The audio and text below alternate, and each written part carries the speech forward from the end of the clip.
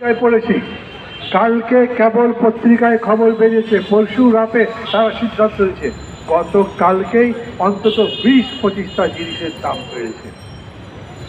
আজকের এক পত্রিকায় লিখেছে যে এনবিআর শেষ পর্যন্ত শিশুর যে খাবার দুধ সেটাও ছাড়ে নাই।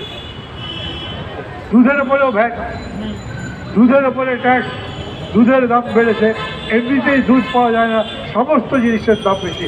তারপরেও আমাদের শিশু যে বড় হবে সেই পথেও তারা এক একটা কাঁটা তৈরি করবার চেষ্টা করছেন।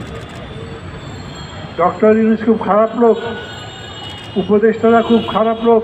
ভাই, এইসব লুলুপুতি কথা এখন চলবে না। আপনি কত ভালো লোক তত ভালো থাকেন, আরো ভালো হন। আমরা আপনাকে অসম্মান তো করছি না, কিন্তু আমার পেটে যদি খিদায় আগুন জ্বলে আমি বলবো না, আমি বলবার সময় বলবো না আপনি কেন এই সমস্ত ট্যাক্স তুলে দিয়েছেন। কাজের কাজ এখন পর্যন্ত কি করতে পেরেছেন বলেন তো? ব্যাংকগুলো সব ঠিক মতো চলে? ব্যাংকগুলোকে যেরকম চেক দেন সেরকম টাকা দিতে পারে?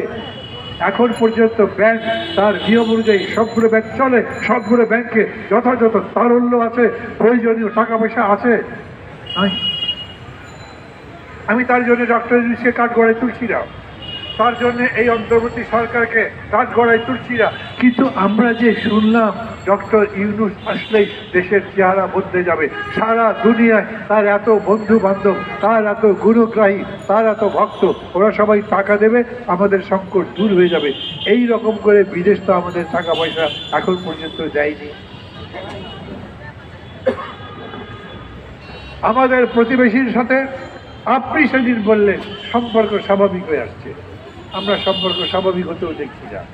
আপনি নতুন কোনো বন্ধু বানাতে পেরেছেন তাও দেখছি না।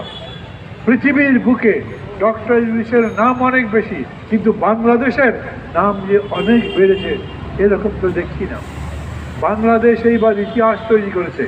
আমি সব জায়গায় বলি, আজ আবার আপনাদের সামনে বলি, একটা যুবক 2 হাত প্রসারিত করে বুক চিতিয়ে গণতন্ত্রের জন্য সরাসরি বুকে পায়ে গুলি দিয়ে মৃত্যুবরণ করেছেন।